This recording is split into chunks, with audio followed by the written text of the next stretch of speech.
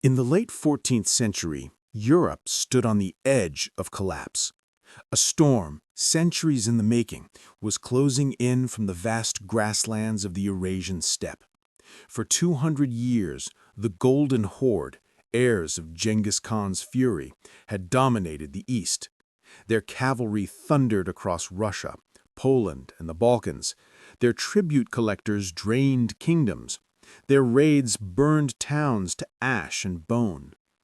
And now their ambition had turned westward once more. If the horde succeeded, nothing would stop them from pouring into the heart of Europe. Lithuania, Poland, Hungary, all would lie exposed. The road to Germany, Italy, even France could open like a crack in the earth. But in the autumn of 1380, on a fog-soaked plain called Kulikovo, a miracle took shape. An army of Russians, divided for generations by rivalries, dynasties, and feuds, united under one man, Dmitry Ivanovich, the Grand Prince of Moscow, a leader young, untested, but determined to end 2 centuries of humiliation.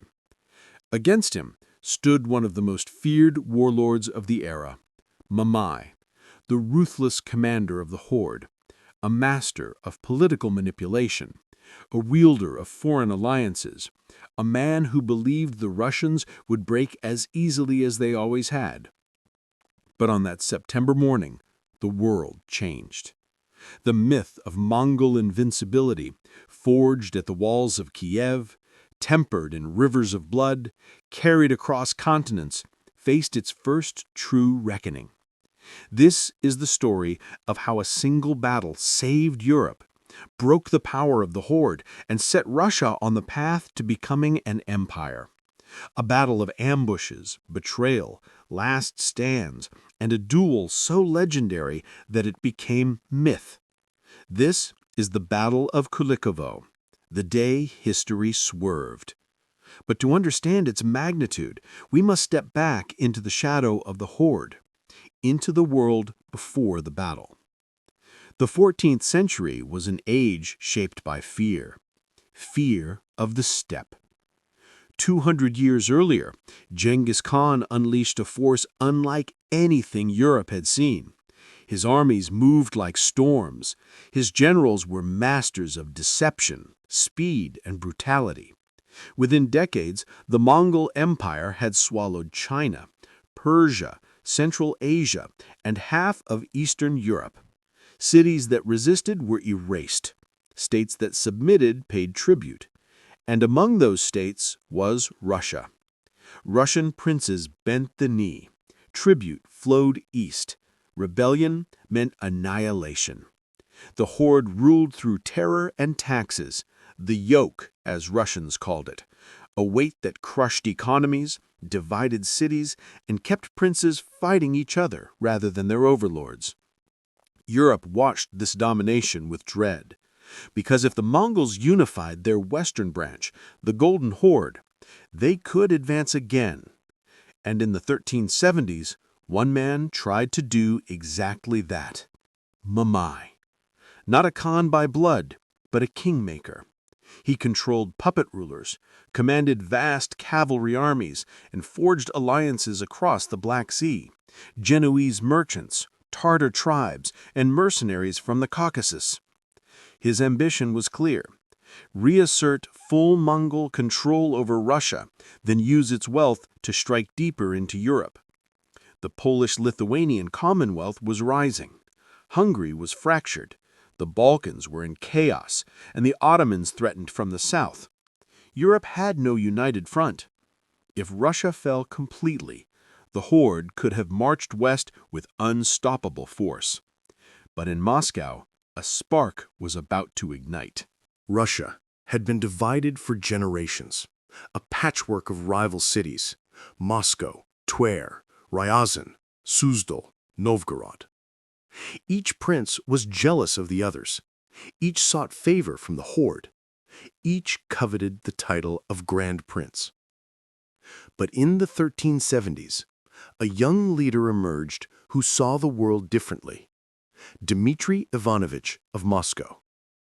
He believed Russia could only survive if united.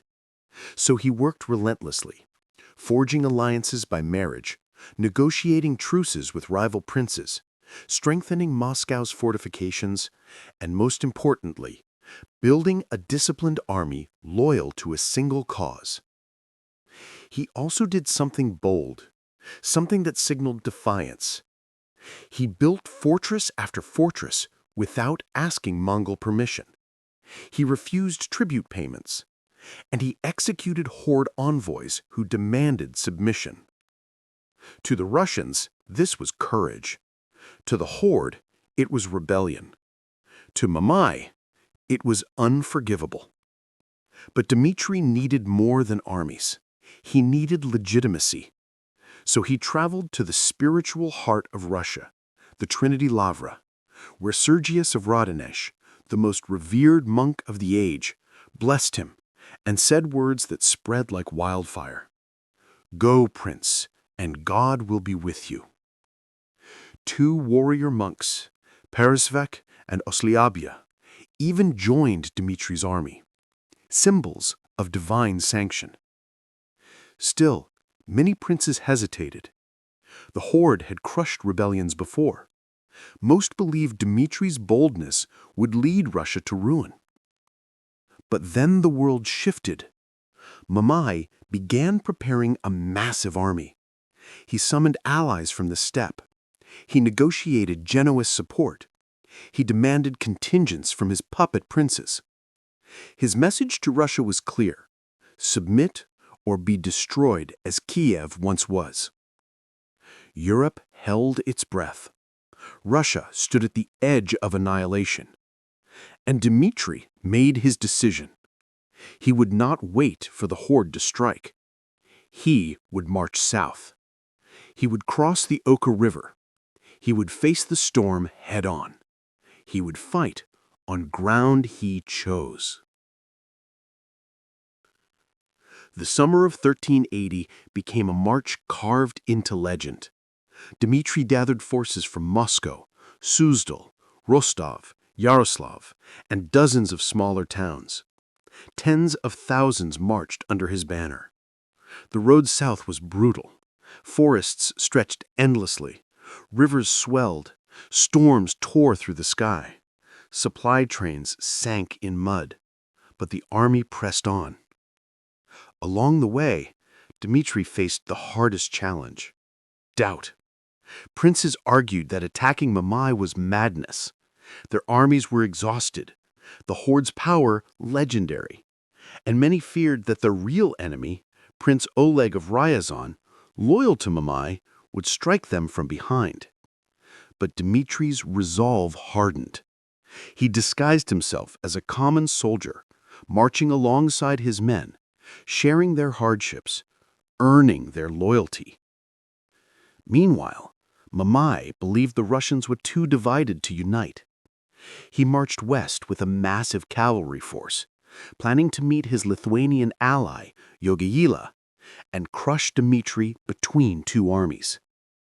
But Jogaila hesitated. He delayed.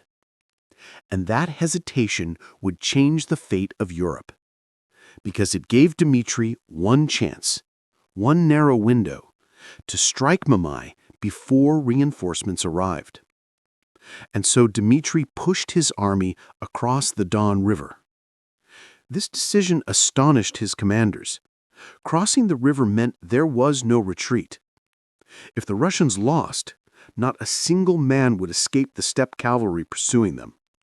But Dmitri knew that victory required something greater than safety: commitment with no possibility of withdrawal. He chose the field, Kulikovo, the field of snipes, surrounded by rivers, ravines, and forests. A place where Mongol cavalry would struggle. A place where infantry and ambushes could thrive. He had turned the tables. But Mamai was coming, and the plain would soon run red. Dawn, September 8th, 1380. The Kulikovo field lay under a heavy mist. The grass was wet, the sky ash-colored. Silence hung like a blade.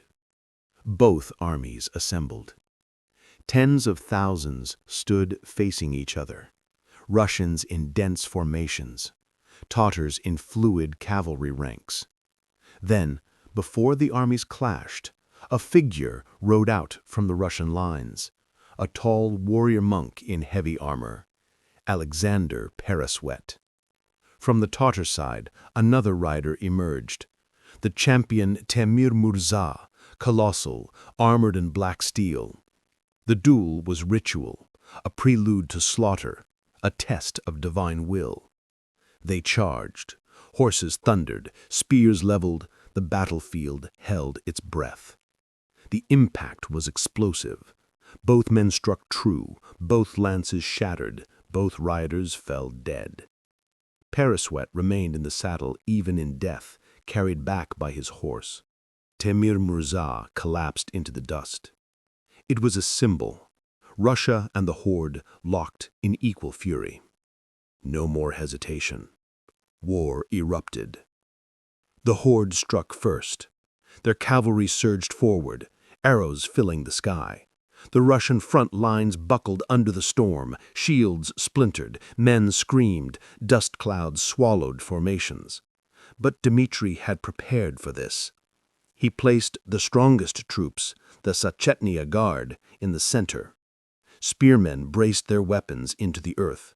Archers fired volleys that cut into the Tatar ranks. Still Mamai pressed forward. Waves of cavalry crashed into the Russian lines. Flanks threatened to collapse. The battle became a grinding furnace. Steel against steel, hooves against shields. The roar of war cries and the shrieks of horses. At the height of the chaos, Dmitri removed his princely armor and fought disguised as a common soldier, refusing to abandon the front. His location became unknown, even to his own men. Rumors spread. The prince is dead. Morale wavered, and Mamai sensed it. He unleashed his elite reserves, the ferocious Tatar heavy cavalry, hoping to shatter the Russian center in one decisive blow. The charge hit like an earthquake. The Russian lines broke. Men fell back in confusion. Shields scattered across the mud. Mamai's banners surged forward. Victory seemed within his grasp. And then, a horn. A horn that changed history. From the forest behind the battlefield erupted the ambush force, a hidden regiment commanded by Dmitri's cousin, Vladimir the Bold. Thousands of fresh cavalry thundered down the slope. Steel flashed, war cries erupted like thunder. They slammed into the horde's exposed flank with unstoppable momentum. The Tatar ranks buckled. Confusion tore through their formations. Mamai's commanders fell trying to rally their men. The tide turned. Russian infantry surged forward again. Spearmen drove into disoriented cavalry. Axes rose and fell in arcs of blood. Arrows pierced retreating riders. By late afternoon, the horde's center collapsed, its wings disintegrated. Panic spread. Mamai watched the impossible unfold. His army, the heirs of the Mongol Empire, was breaking. He fled the field, and the horde dissolved into a desperate retreat, hunted across the plains by Russian cavalry. When the dust settled, the field of Kulikovo was covered with the dead. But in the silence, a figure rose. Dmitri, alive, exhausted, covered in blood. His men saw him, and the field erupted in shouts of triumph. Russia had done the unthinkable. The horde had been defeated in open battle, for the first time in centuries. Kulikovo did not end Mongol rule instantly. The horde would retaliate in the years to come. But the spell was broken, the myth shattered, the aura of invincibility gone forever. The eastern front of Europe, which had been vulnerable for generations, was suddenly stabilized. Had Mamai won, Russia would have remained divided. Its wealth would have fueled a new Mongol expansion. Lithuania and Poland would have faced invasion. Eastern Europe's fragile borders would have collapsed. The horde could have poured westward. But Kulikovo changed everything. Russia emerged as a unified force. Moscow became the nucleus of a rising power. Princes saw that resistance was possible.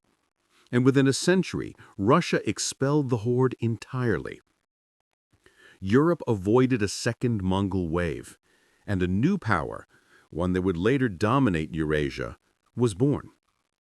Centuries later, historians would call Kulikovo the battle that ended the Mongol age. But for the men who fought there, it was something simpler. A stand, a refusal, a moment when ordinary soldiers faced the greatest cavalry empire the world had known and did not break. Today, Kulikovo is quiet.